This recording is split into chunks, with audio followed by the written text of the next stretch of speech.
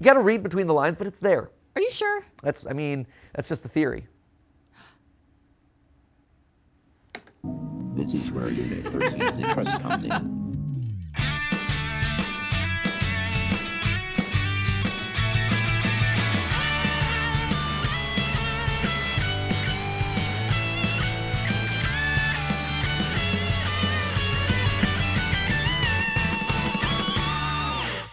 Hey guys, and welcome to GT Not Live, where today we're covering a brand new analog horror series, which is not altogether surprising. Like, we've covered a lot of these, from the Smile tapes most recently, to the Walton Files, to the Happy Meat Farm, Happy Go Lucky's Meat Farm. That's not the name of it.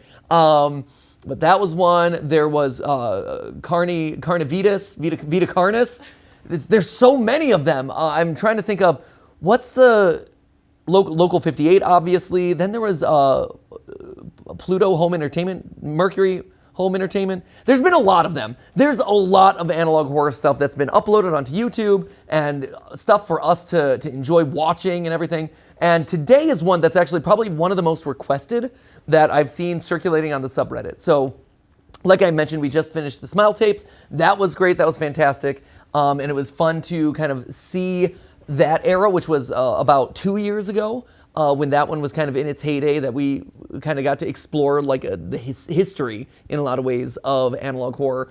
The one that we're covering today is still happening, still very much active, it looks like. And this is the Greylock. Greylock tapes? Or is it just Greylock? Just Greylock. Greylock horror. And it looks spooky. Looks super spooky. I'm looking at these thumbnails right now. They're looking mighty spooky. And it looks like analog horror, but elevated, I would say, in some way. And I don't mean that in any sort of negative standpoint to anything else. Like, it's a slightly more advanced aesthetic, whereas like these guys, right, you look at this one over here, tape 5, which is kind of the traditional look of like an analog horror, where you have, black and white face, stretched out, knock out the eyes, make it spooky, whatever, add some, old school like VHS artifacting, all that on top of it. But then I look at some of these, right, and we're looking at some more like textures, some more detail. It's not just like flat VHS aesthetic, although that is certainly mixed in here. Like here you have VHS, but like this looks a little bit more computer generated, things like that. So it looks like this one might be taking analog horror and might be, the next step of it, or a new evolution in it, things like that. This one started releasing, it appears, about a year ago. Here, we'll just actually hop into it. March 13th, yeah, so a little over a year ago at this point. And seems to be pretty active. They're turning out some pretty long episodes fairly quickly. 17-minute, a 20-minute, a 33 minutes. Welcome to the 6-part series that is Greylock. Us reacting to it. So yeah, this is one that I've seen circulating a bunch from you guys over on the Game Theory subreddit. If you're ever interested, make sure that you submit any new things that you want us to react to, or things that we should probably be checking out over there. Anything that I should know about this one going into it, Ash? Or any preparation, any witty banter, or should I just hop in? I was going to go off of like a witty banter situation, but I think that you might know this guy. Yeah? Like the creator of this. Do I? I think you do. His name's Rob. Rob. His name used to be a name that I don't know if we can say on the channel. Not because he was being offensive at all, but the last name got flagged. Oh, yeah. Oh, wait, really? Yeah. No way. So, Rob, formerly, he changed his name, yeah, because it was not YouTube friend. I mean, it was. It's his name, but... It's his name, but it's one of those things. Yeah, Rob Gavigan, right? I believe is what it is now. Rob Gavigan. Yeah. Wait, he did this? Yeah, man. Oh my gosh, wow, I haven't seen him in forever. He and I met, that was in the Matthew Santoro days, because he and Matt Santoro were tight back in the day. Yeah, we met at various YouTube events, and he showed up at a lot of them, and yeah, hit it off. He was always really nice, and I know that he liked creepy horror stuff, right? He has his own channel. Is he? I haven't checked in on him in a while, actually. And he hasn't been to an event that I've been to in a while. So let's see. Rob Gavigan. It was... Yeah. Is he still doing stuff? Creative Greylock. No way! Yeah. That's so cool! Oh, that's awesome. Good for him. Oh, wow. That's really exciting. Okay, creator of Greylock reacts to the boiled one. Creator of Greylock. So, yeah, okay, so he is the creator of Greylock. Very cool. Yes, so for those who don't know, Rob does a lot of, spooky, scary stuff on his channel, covering true crime, mysterious stuff, conspiracy stuff, all the spooky, horror-y things, right?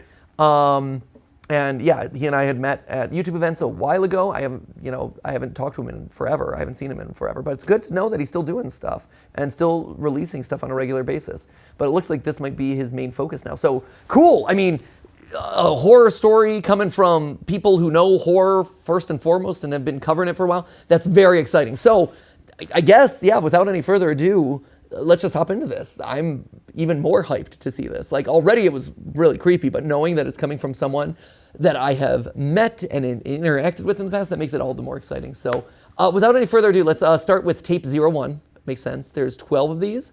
So we'll see if we get through all of them, if we have to skip around, kind of like what we did with Gemini Home Entertainment back in the day. But here we go. Tape 1, Back Online, Greylock. Analog horror. Okay. Hold up. Is there tape 02? Okay, so, and then nothing else. Okay, here we go. Hold up. I like the fact Bill Clinton plays saxophone. It's following us, Ash. We cannot escape. They really want to make sure that we've seen Bill Clinton playing the saxophone. That's a reference to our Smile Tapes episode. Here we go. Primary systems online. Meeting sequence complete. Cool. Oh man, I'm excited. Emergency shutdown protocols disengaged. Okay. System was offline for time code 0106. Contact technician for assistance. Interesting. Welcome to Single Dime USA Enhanced Access Operations. Hold on. Welcome to what? Welcome. Okay, civil. Okay. There we go. Welcome to Single Dime USA Enhanced Access Operations. Okay, sure. Please enter your clearance credentials. Error. These credentials are not recognized. Sorry. Whoops. Clearance credential requirement overridden. Overridden. Administrator privileges granted. Huh. Welcome. Okay, so already it's interesting, right? You're already getting a lot of like world building in just these opening seconds, where, and it's already setting into motion. Who are we? Like, what is our character in this? Because we are someone who is exploring this place or coming back to this place. We don't have the proper permissions, so we might not be officially a worker or employee or person associated with this. However, we know enough about it that we can override security clearance demands, right? So we're either a really smart hacker or we are someone who is just, maybe a higher level administrator who is coming back, maybe lost a key card or something at some point. So that's really interesting that in this very first interaction, you're already getting fed out a mystery of who we are, as well as some information on how to solve it, which is fun. We're also exploring this clearly abandoned or ruined place. So even though this is tape 01, the fact that we're back online, right, is the facility is becoming operational again. So something happened here, and now the mystery is what happened. Which again, it's a really smart way to get started, because immediately you're hooked and you're like, I wonder what is happening. What got us here? Welcome back, unknown user ID. What would you like to do? Accessing archival storage form, GBA. Oh, hello. Data. Okay, I was wondering if it was going to stop. It did not, sadly. Welcome back, unknown user ID. What would you like to do? What would you like to, did it say touch you? That's what I heard. I wish I didn't hear that, though. Right? What would you like to do? Touch you? That is a weird thing to say to your AI, robotic assistant. Respectfully, I'm going to have to decline. That's weird, man. That's weird. Accessing. What would you like to do? Yeah, it totally says it. Right? It is. That's 100%. That's real strange. That's real strange. Accessing archival storage form. Got some sort of love connection going on here. Okay, here we go. Fatal error. Interior. Camera B. Location. Morgue. Offline. Okay, so morgue. Going crazy. Offline. Contact on-site technician immediately. Fatal error. Interior cameras. Location. So the morgue. So classic. Something's coming out. Something's coming live. Data extraction initiated. Data extraction 10% complete. David They extract. got David. Oh, thank goodness. We got to get David's only 10% out. We got to keep working to get David out of there. Oh my god. Extract that David. Data extraction 4 complete. Oh, was that same screen as before? I'm assuming, but we got to make sure. Fatal error, morgue. Yep, okay. Complete.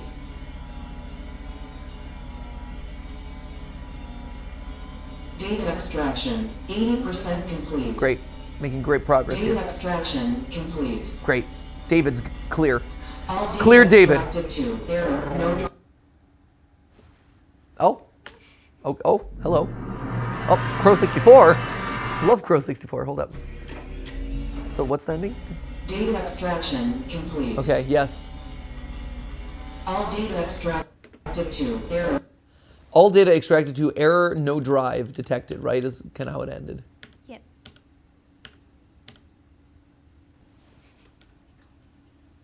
A logo of some form, or maybe like a microbe. Again, getting into like the world of like viruses and stuff. Microbes, bacteria, maybe, or a logo of a company. Oh, logo of company.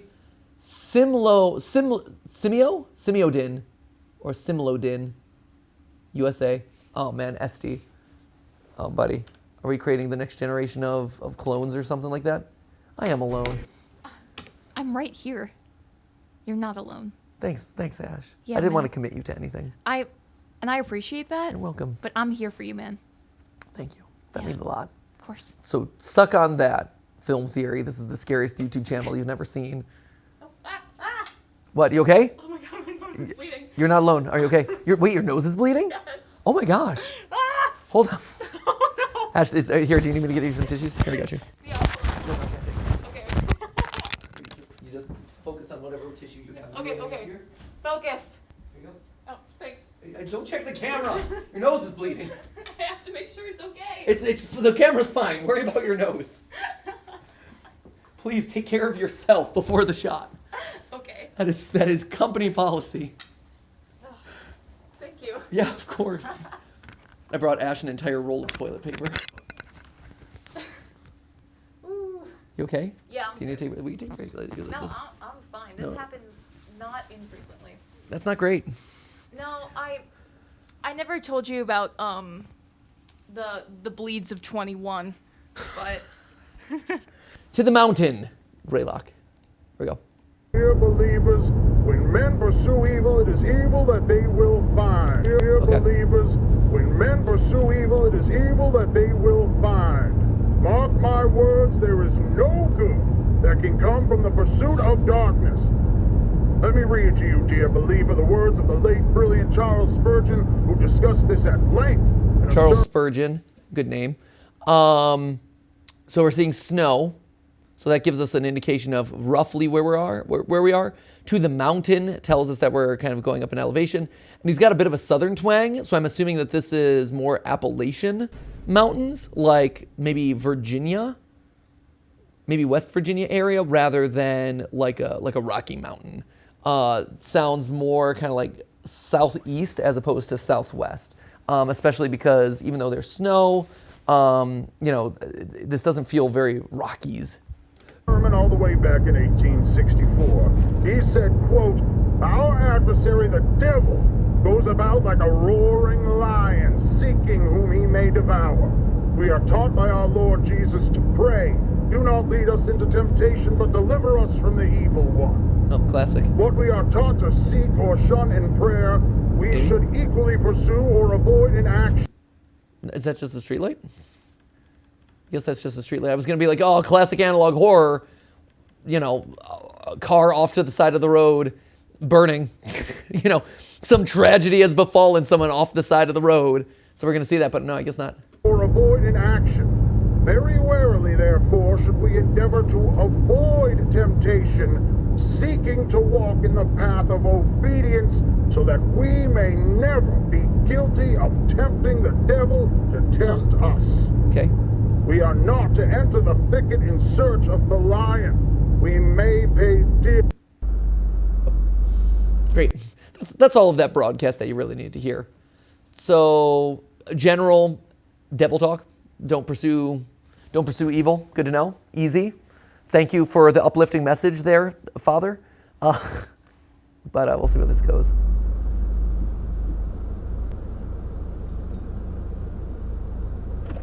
I'm keeping an eye straight ahead. Oh. Thank you. Is closed captioning having a weird fit now? Did someone actually say thank you? Very windy, but not. Like there's no wind. Oh, hello.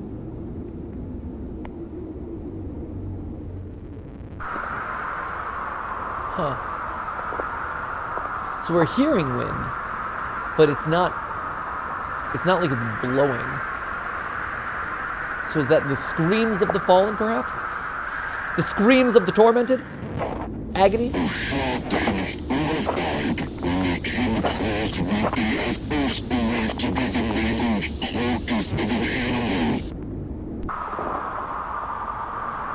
Hold up. Okay, so this is it's like the blood is teleporting us in some way. Okay, so we're going to the mountain. We're driving to the mountain. Don't pursue evil. Fine. So now we're here. Okay, and we're getting out. So now we're starting our quest. You have this weird transition. It's a very odd transition to do like this kind of fade to black and then fade up on this kind of like weird bubble transition, which makes it feel like... Normally you would see something like that if you were under like the influence of some substance or something like that. So, or maybe if you were going underwater. So the fact that we're transitioning into the scene with a very unusual effect is definitely noteworthy. And just kind of, and you have this sound that seems like it should be wind or like blowing in some kind, but you're not getting that from the trees. So, which are completely stationary. So, makes me doubt that it's actual wind, and instead, what, like, again, cries of people off in the distance, or some sort of like scary threat off in the distance. I mean, it could be wind, and it's just, you know, creatively they wanted wind, and it just didn't, you know, blow that day. So here we're transitioning. Again, you get another weird bubble transition, which is very unusual. Almost, again, this is kind of, I see this and it's like, oh, I'm infected by a virus, or I've been, you know, taken over by something. You know, it's a sort of almost like medicinal or infection sort of transition. You got blood next to something I dare not fathom what that is. Yeah. Like, there's a lot of things that could be. Very few of them are pleasant. But again, interestingly, the blood, and specifically where the blood is on screen, is getting that wave effect. So is it the sight of blood that is, you know, causing the viewer to react in some way, or maybe black out? Because we're transitioning between these two. So are these two separate scenes?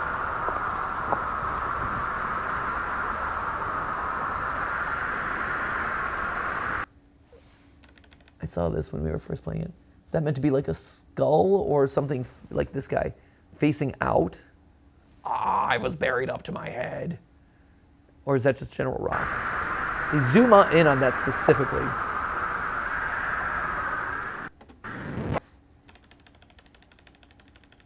And this thing Again, is that just a leaf? Right, because it's in the foreground and it's attached to this, but it's a leaf, but it's getting us to transition.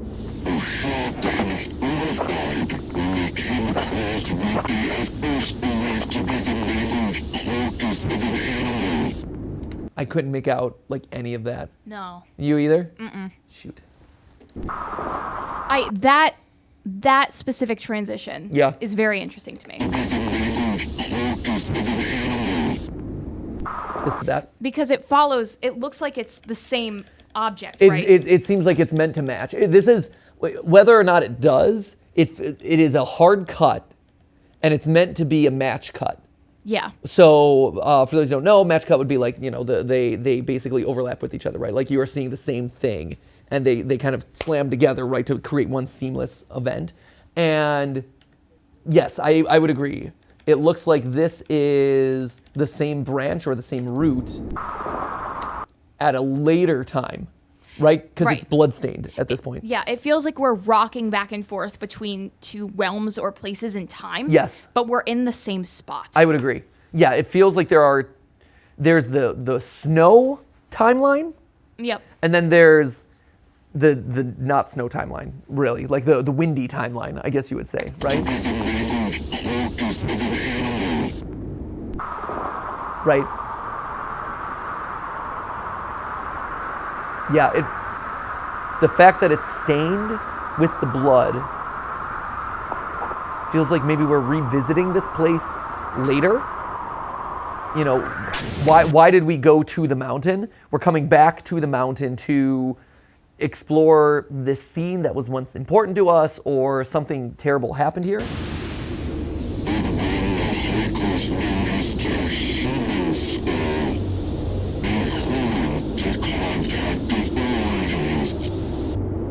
You don't say. I have no idea what he's saying. Yeah, another match cut, right? So yes, again, we are getting this kind of like, these are the same places at two completely separate times. I'm assuming the one with like the fresh blood is probably like in the immediate aftermath of something terrible that happened, something spooky that happened, which we're going to find out about. And now the windy scene is we're coming back to it months, maybe years later, to revisit this place to see what has befallen it, or like we're revisiting the scene of the crime. Shooting star? A shooting skull? Yeah, play it again.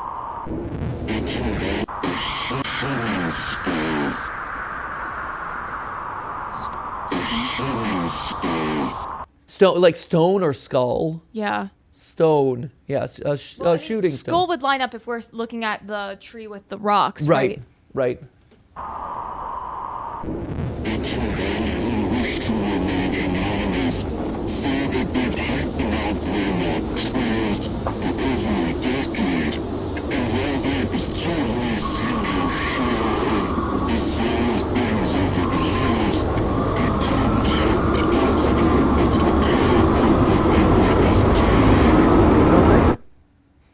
Cool story, bro. So what is this growing out of the tree? Because this would be after the fact. So this is after the blood. What is this? At first I was going to be like, oh, it's like an axe head buried in the tree, which would associate with the blood. But no, clearly not, because the blood is in the earlier, what I'm calling the earlier timeline here. It looks like some kind of folio. Right, or like a file, or Yeah. like a drive in some way. Yeah. Weird that it's buried in a tree. And that it seems to be emerging from it. Right. Like ejecting. Yeah, almost like the tree is kind of, like you said, ejecting it in some Yeah. way, or giving, it's growing out of it like a branch. I'm very curious in the comments if anyone has dissected when what we this will audio is. come face to face with the devil himself, whether we Don't fall asleep. intended to or not, dear believer. We are drawn to him by our own hearts. In Matthew chapter 15, verse 19, it says, "For out of the heart come evil thoughts, I did say that. murder, adultery, sexual immorality, This is all stuff that I said. false witness, slander." You can cite me on this. Matthew. There is a shadow nested deep, deep within our hearts, within our minds, in a place most people don't even know exists within themselves. The devil is going to call to those depths, dear believer. And though you may tremble before the beast, you should make it easier on yourself and accept what it is that he bestows upon you. Oh! Oh! Oh, that got me. That was really effective because I was waiting for the last reveal. Again, subverting expectation of audience. That was really, really good. Where, you know, you expect the one final like flash. You don't expect a sound jump scare. Oh.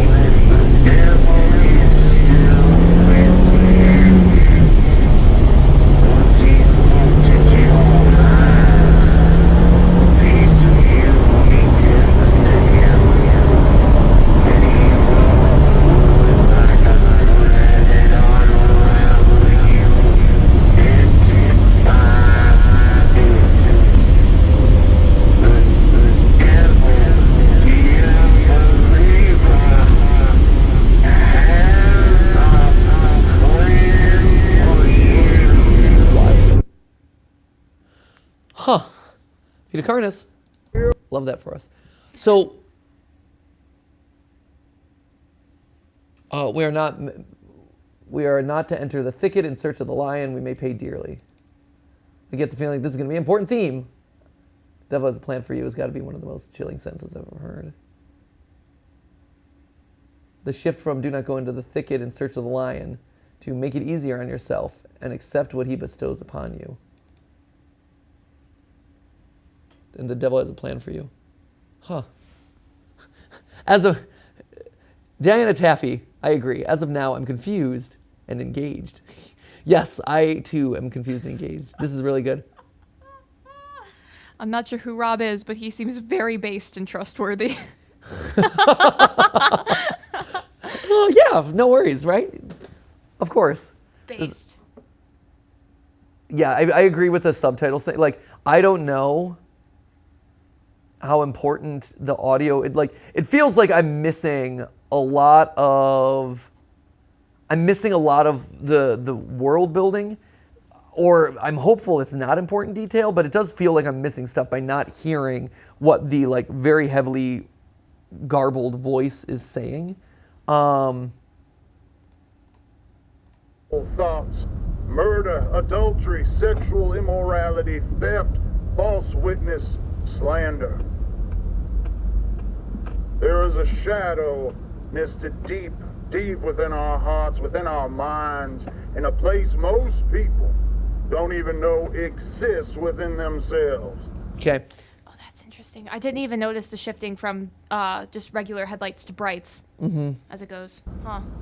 The devil is going to call to those depths, dear believer.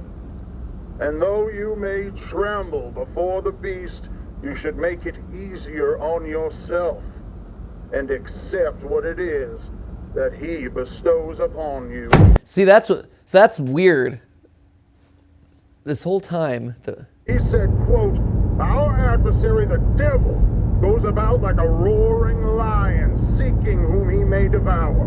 We are taught by our Lord Jesus to pray, do not lead us into temptation, but deliver us from the evil one. What we are taught to seek or shun in prayer, we should equally pursue or avoid in action. Very warily, therefore, should we endeavor to avoid temptation, seeking to walk in the path of obedience, so that we may never be guilty of tempting the devil to tempt us.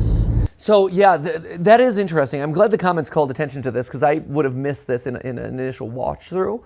But there is a shift in what's being said, right? Yeah. We never want to, the beginning of it is, hey, we don't want to be guilty of tempting the devil to tempt us, right? We don't want to, we don't want to be sinful. We want to avoid temptation. Avoid getting the devil to attend to us.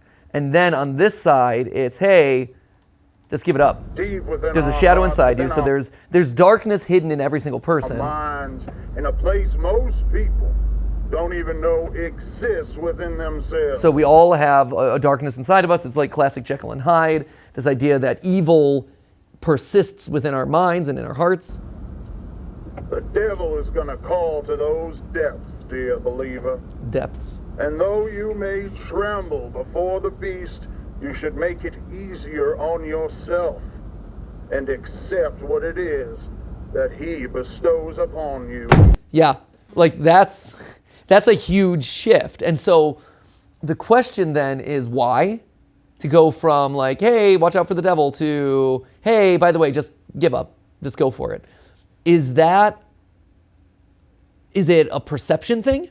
Like, is our protagonist, the person that we're seeing this story through, first person perspective, is he just hearing it this way? Or is this actually the way it's being played out? Like, is the preacher actually saying these words?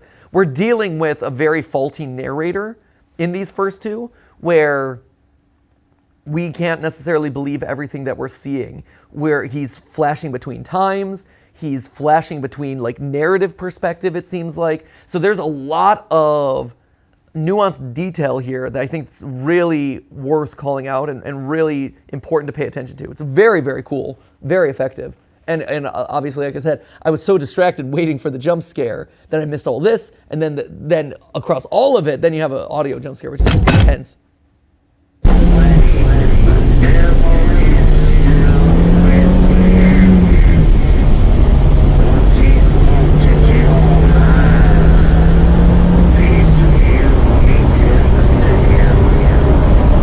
I wonder if I speed this up slightly. The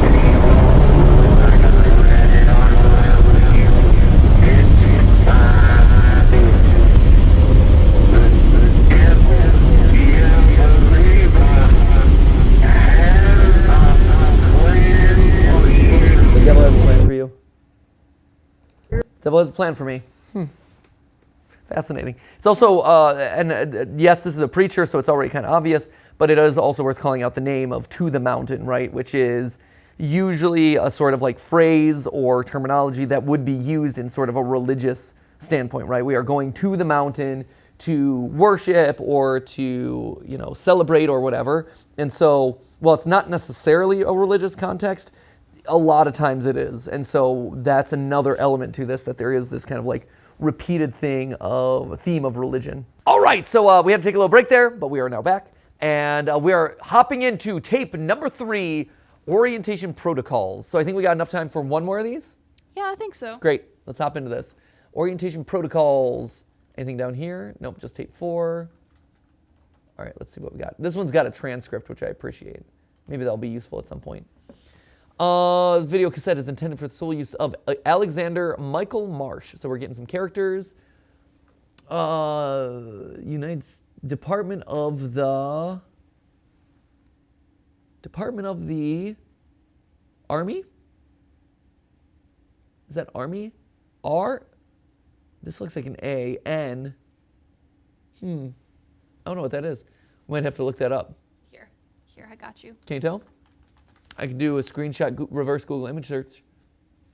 No, you're good. That's Department of the Army. That is Correct. Department of the Army? Yeah, got it. And then subject ID AM 091065. Here we go. Unauthorized viewing. Yeah, classic. If you're a viewer in possession of this tape, stop it. This is such a weird thing that they expected people to do. When VHSs would air stuff like this, if you're in possession of this tape and not the intended viewer, stop it and hand it in to someone. Like, did anyone do this? I can't imagine. I don't know. I don't know if anyone actually, if they saw this, would be like, oh, y'all got me. Right? It's time to return it. I'm busted. Whoops. All right, well, might as well turn this one in. That's my bad, y'all. I'm sorry. Yeah, sorry, guys.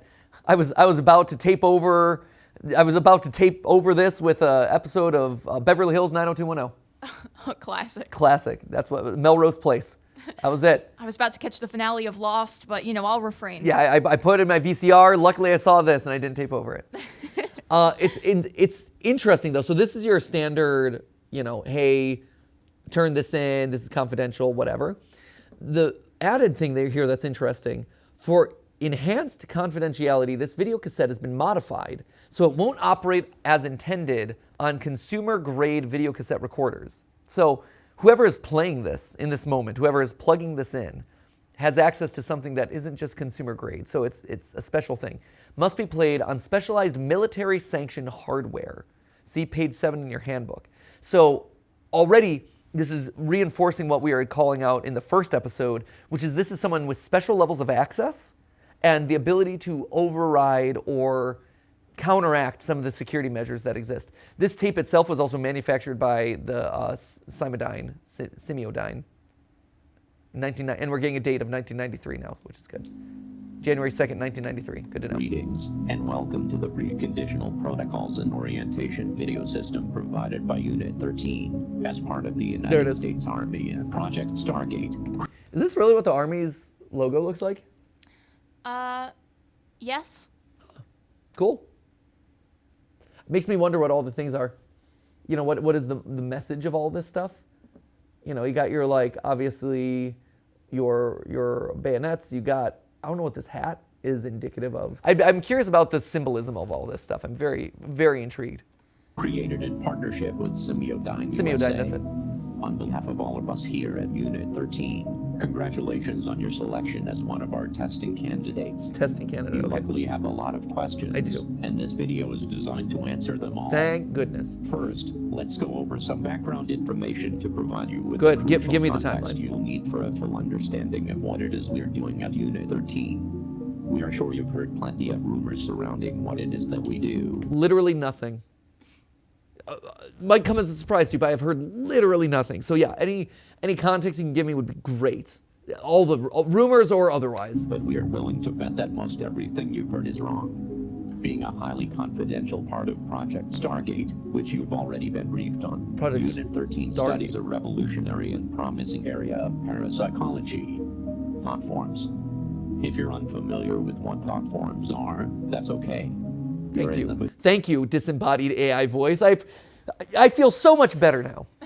Nothing like a text-to-speech bot saying, that's okay, you're okay, to make me feel better.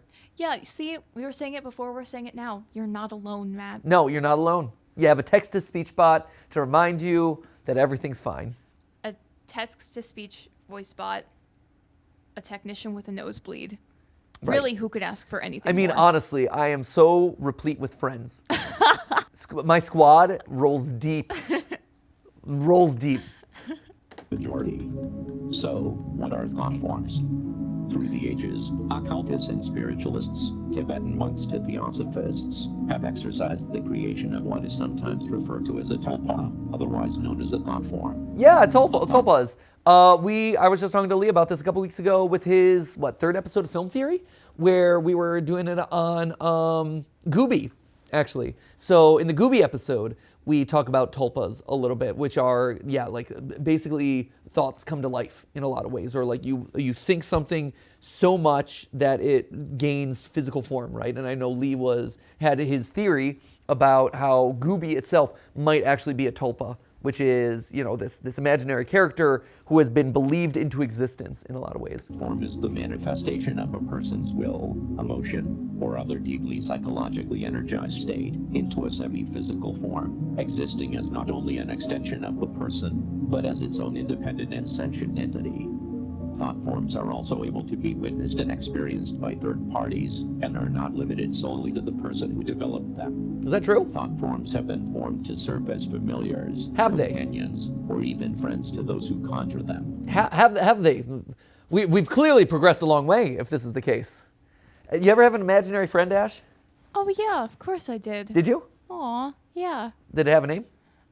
So I had two when I was having a harder time making friends. Yeah. And I was like, man, all I have is me, myself, and I. Sure. So I had Big Ashley, which was me, but like 20 feet tall. Big Ash. And then Little Ashley, who is like 6 inches tall. That's awesome. Those were my friends. Oh, Big Ash and Little Ash. Yeah. Oh, that's adorable. That was my crew. Were they you in personality as well, or did they have different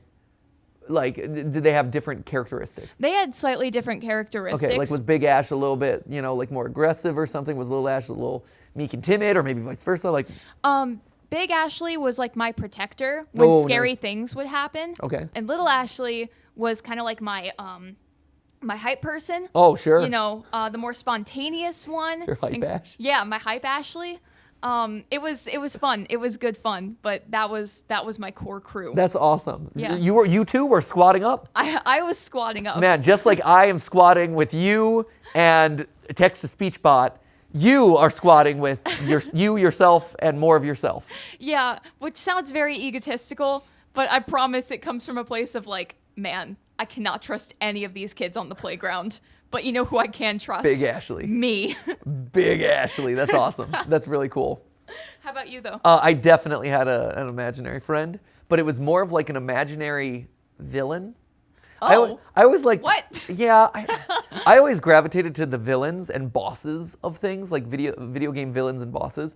And so my imaginary friend was more of like, he wasn't necessarily a friend. He was more of just like a antagonist or duo protagonist to my life in a lot of ways as I look back on it. Okay. Where we would have adventures against each other, sometimes with each other, but he was a living sentient skeleton.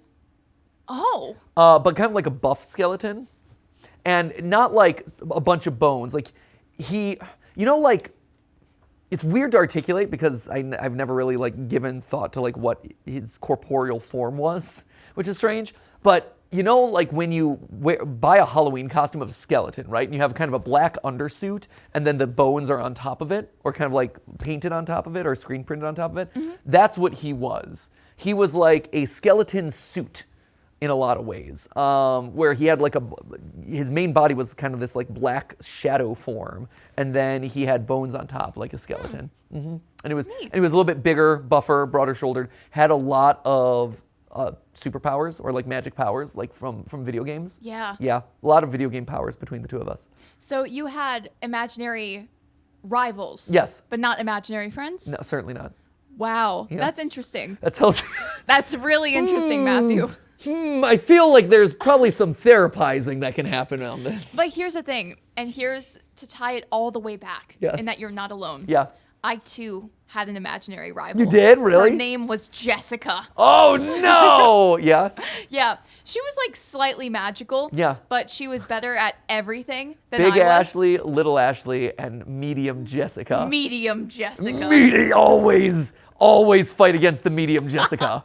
The medium Jessicas in your life, you can overcome them. Yeah, you can. So- If you have any medium Jessicas in your life, just believe. You can overcome. You can overcome your medium Jessicas. That's amazing. Yeah. Really? Did you overcome your medium Jessica? I never felt like I did, but looking back, I did. Okay, good. I You did. stuck it to her retroactively. Stuck on that medium Jessica. Get dunked on.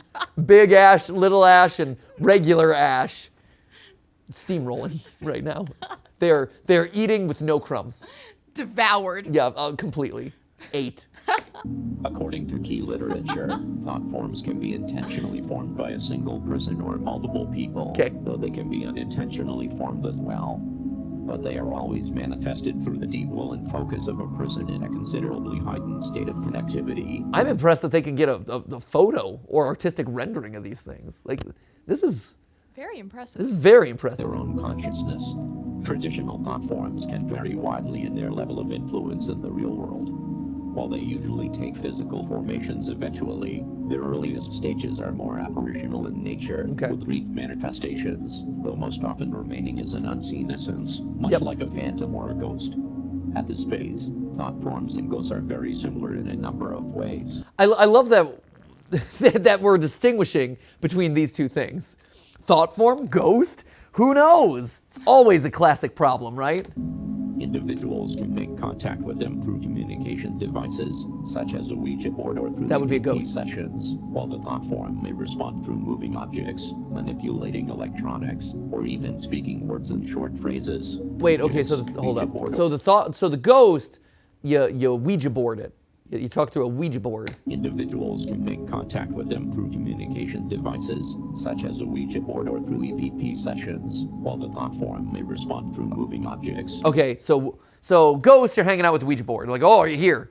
Whereas the thought form, it's like, okay, but really, I'm gonna be messing with some stuff in your house, and it's gonna freak you out. Manipulating electronics, or even speaking words and short phrases. Or just talking to you. Great. Due to their striking similarities, a current theory established by Unit 13 suggests that what we know as ghosts may not be as common as we once believed.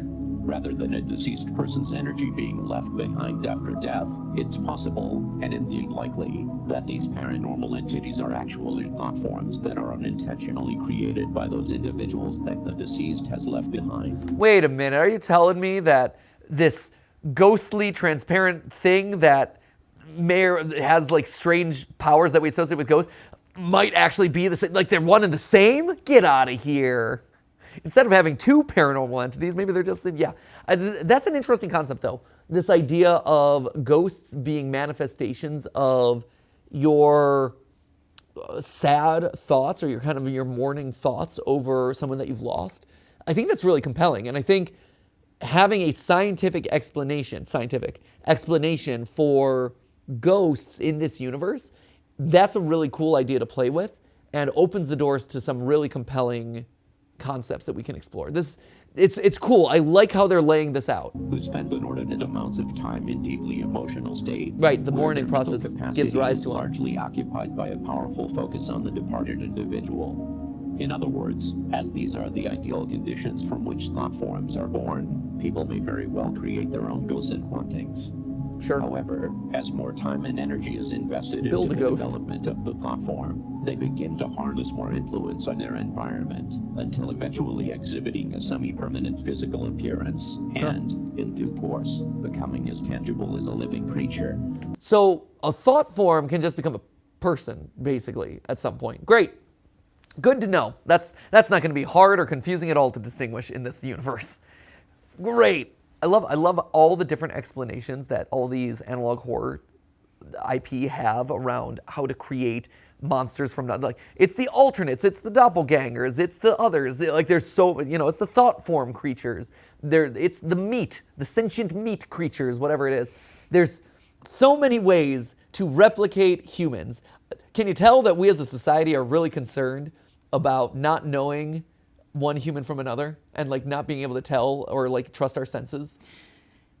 No. No, you can't. Are you not? I know it's that. Subtle, Ash. I know it's a really subtle thing here, but one of the real subtle themes of all these analog horrors is like, hey, can we trust the people around us? Are they going to eventually hurt us? Can we trust our own senses? It's a subtle theme. You might not have picked up on it, after the 300 or so that we've reviewed at this point. Yeah, not yet. I think I might need another 300. Okay, sounds good. But I'll keep an eye out for it. Keep looking. Okay. Keep looking, because it's there. You got to read between the lines, but it's there. Are you sure? That's just the theory. This is where Unit 13's interest comes in. We've sought to answer a very important question. Can thought forms be created in a manner that would benefit American society and help keep American citizens safe? Unfortunately, Hold up. Are you telling us that right now we're in the process of making a bunch of thought forms so we can shove them into the Amazon factories? No. That's what this is about. How can the thought forms benefit us? Well, let me tell you, the service industry. Oh, capitalism strikes again. Capitalism strikes again. Right there. the practice of intentionally creating a thought form by traditional methods would undoubtedly take years and years of developmental training. Sure. So, Project Stargate has enlisted a world-renowned authority in thought forms, a man named Dr. Bernard Hayes, to oversee a number of the operations. Who will block the ads for you. His participation has been invaluable. Ad block jump scare. Apologies. To oversee a number of the operations related to Unit 13's work. His participation has been invaluable and has brought fruitful results to the project. Due to Unit 13 and Semiodyne USA's combined efforts, bringing together some of the most prestigious minds in the world, specializing in the sciences of the human consciousness, with cutting-edge technology and engineering methods, we've created a groundbreaking, proprietary invention. Introducing the Thought Form Manifester. Oh, the Thought Form Manifester. Awesome. Looks like a glorified pie plate. The Thought Form Manifester is or like a tanning booth. You have like the solar panel. Ah, just shine all the light down on you. Oh, beautiful. Seasonal affective disorder, get away. Truly independent and self-sustaining thought form entities from the minds of select, willing participants. Being that they come from the deepest recesses of the human mind, Thought forms can appear in virtually any configuration. They could look like a person, an object, and That's just an AI-generated human being. I know enough about AI-generated. That messed up face right there. That's a computer trying to make someone. You know, Matt, I think we just found the workaround for the lore that we tried to set up on this channel about 2 years ago. Right. With me coming on here. This is it. I think we found the workaround. I was gonna. You're my tulpa. Yeah. You're my thought form. Exactly. And my thought form has given rise to so many other thought forms. It really has. Funny enough, I do have a thought form manifester hanging out in the back in the tech closet. Oh. Maybe that's why. That's where my first memory is. That's what it is. Yeah. There you go. Oh, gosh. How Fun. about that? And, life is funny that way. Just Tulpa thoughts. Tulpa thoughts. Yeah. Just Matpat's final thought. Maybe you're Matpat's final thought. Whoa. Whoa. I'd be really scared if you stopped thinking after me. That would be wild. It's just all downhill from there. Like I've peaked with Ash. Oh, wow. The thought form manifester. animal, or even something as abstract as the physical representation of an emotion. Cool. That being said, Ash, it's recommended physical to brace yourself manifestation of before emotion. touring the thought form chambers, as thought forms can also take on appearances that could be considered disturbing, like a creature one might see in a childhood nightmare. That would be scary. There's no reason to be afraid, however. All thought Are you forms sure? are docile by the Have you met Ash? No reason to be afraid. Have you met this person right here? I don't know. I feel like I'm pretty intimidating. You are. Yeah. I have big, beefy thoughts that give rise to scary, intimidating individuals. I have the beefiest of thoughts. I really think you should backpedal on that. Beefy thoughts? Yes. Why? No, my thoughts are beefy, which give rise to intimidating. You're not my. You are a manifestation of my thoughts, but you're not. You yourself are not beefy. But I come from beefy thoughts. I'm sure it takes a lot of beefy thoughts to yield someone as prodigious as you. Oh, well, thank you. Yeah. Okay. I'll let it slide. You know who's got the meats? Arby's and my thoughts. Throw it on one of those thin slice meat carvers. Actually, don't do that. That would be disturbing to do to my brain. Also, ow. Also, ow. Beefy. muscle Okay. by nature, and while they may look or behave in a frightening manner, and though they are capable of making physical contact, they pose no threat to humans. Yeah, he posed no threat. Once your session in the thought form manifester is completed, your thought form will be securely transported directly into a containment chamber. It's called the Thought forms Fanatic. are unable to pass through the barrier of GTLive said. and will not be capable of causing you any issues. There are some very rare potential side effects. Something tells me that it probably will be able to pass through that barrier. Yeah. Something tells me that these thought forms are escaping and causing some havoc. may result from your session. These side effects include increased tiredness, loss of balance, dizziness, insomnia, vomiting, episodes of temporary amnesia. Is that why and I've mild been feeling all this stuff? hallucinations. These side effects, if Increased tiredness. Increased tiredness. Yeah. I get it. This is why I had to retire. Maybe you're the cause of my retirement, Ash. Oh, don't say that. Don't say that. Take it back. Take it back. They're gonna kill me. Take it back. They can't kill you though. You're an entity. You're a thought Oh form. my god, but they'll try. My beefy thoughts will protect you. Oh, thank you. I'll protect you. Protected by Matpat's beefy thoughts. I'll surround you in just a big old beefy roll. Okay. Oh man. present will clear up within 72 hours of your session and are simply signs of your brain recalibrating to the real world. Great. It is recommended you refrain from driving or operating heavy machinery for Fair. 72 hours after your session, Okay. even if you experience no side effects. None of these side effects should cause you any harm or overt stress, and former testing candidates who have experienced these side effects reported that they were very mild and Okay. merely a transient inconvenience. Good to know. With all of that out of the way, we are looking forward to your participation with Unit 13, Thank you. Yeah. and your time in Ready the to go. platform manifester has been scheduled. However, there are several required mind exercises as a part of this video system that Ready. must be completed prior to your scheduled I'm ready to date exercise the brain. in order to prime your consciousness and primed. ensure the highest quality results. Okay. Please enter the video cassette labeled TF2, Waking Your Subconscious. Now, We're just playing a lot of This is the end Team of this Fortress game. 2. Yeah? Please enter TF2. Okay, so I just need to consume a lot of TF2 content now. I'm ready to prime my brain to manifest all that TF2. I'm gonna rocket jump with the best of them. So, okay, so that gave us a lot of just context about what we're doing here. I'm curious to see how it all works together, right? So the ruined factory, or the ruined kind of research facility that we saw in episode 1, I'm assuming is this testing facility, right? Where they're creating the thought forms and where they're throwing people into this machine to kind of like suck their brains dry to create these like false humans or these like imaginary figures, right? It seems like, based on the editing and the spooky effects, right, that these thought forms have somehow escaped and they're not too happy about being created in the first place. So that is setting up a lot of what happened in episode 1.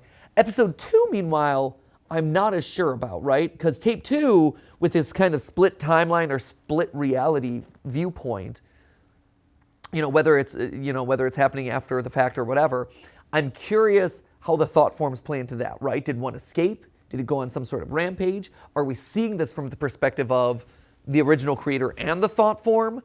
Or is that just a separate adventure out into the woods versus what we're seeing here? Because this one is much more sci-fi oriented, right? Where you're pulling memories and thoughts from the brain, whereas the episode 2, To the Mountain, was much more religious based. What I'm thinking might be the case, right? And in that video, they specifically call this out. They say, there are parts of the human brain and there are parts of your personality that you don't even know about that are dark and scary and evil, right? The devil wants to kind of enter into you in a lot of ways. And so what I'm thinking is the chain of events here is that these thought form experiments are going to extract whatever this evil entity is or whatever these dark tendencies are and release them out into the world, right? These thought forms are going to be really mad and angry because they embody the darkness that's hidden inside our brains. Or even if we want to take it to the most extreme degree, hey, the preacher in that episode was like, let the devil in. Might as well make it easy, let the devil in. So I'm wondering if someone in one of these experiments did indeed let the devil in or let this evil entity in, then goes through this process, gets that thought extracted, and now the devil's out in the real world. Like, I think that is the process that I'm seeing in these first 3 episodes of where this might be headed and why you have the religious imagery mixing in with some of this sci-fi tech in episode 3. So I'm excited about this. I like the setup of this. I like where it's going. I think they're playing with just the right number of ideas, and now I'm curious what they're going to do with it, right? Clearly something escapes. Clearly it all goes higgledy-piggledy, to put it mildly, and also in a very out-of-touch way. But clearly something goes awry, and I'm curious how that now plays out. It looks like we've got one more emergency broadcast, so unexpected visitors. So it seems like maybe we're getting into like they've escaped, they've broken out, and then we start getting into the spooky stuff. So I'm intrigued. We will absolutely do at least one more of these. I don't know if we'll get through watching every single one of these because they get pretty hefty towards the back half here with a 17, a 12, a 20, and a 33. So maybe we just leave some of these for film theory, but at least for getting our boots on the ground, getting a sense of what this series is and where it's headed in these kind of early phases, I'm very excited about. So really, really cool. It's awesome to know that this is coming to us from someone who I have a connection with from back in the day, which is awesome. So yeah, cautiously optimistic about this one, but across the board, really strong start. So that's that. Ash, thank you for being my thought form. Yeah, no problem. Let me know if you need more beef thrown your way. I don't think I will, but Okay. if that changes, I'll let you know. Yeah, just keep me up to date on your beef levels. Certainly. Great, thank you. And you, as always, keep me up to date on the stuff that you want us to catch up on the channel and whether there's things that you want us to react to or things that we should see. Comment down below. Let me know if you need any beef in your direction. And as always, remember, it wasn't a live stream, but it was a video, a beefy video for you. See ya! Beef is a strange word. Yeah, I'm surprised you went that route, man. I committed to the beef. Platonically puts beef in your direction. Thank you. I platonically accept that beef, fry it up, put it on a bun, and consume that beef. Yeah. Thank you.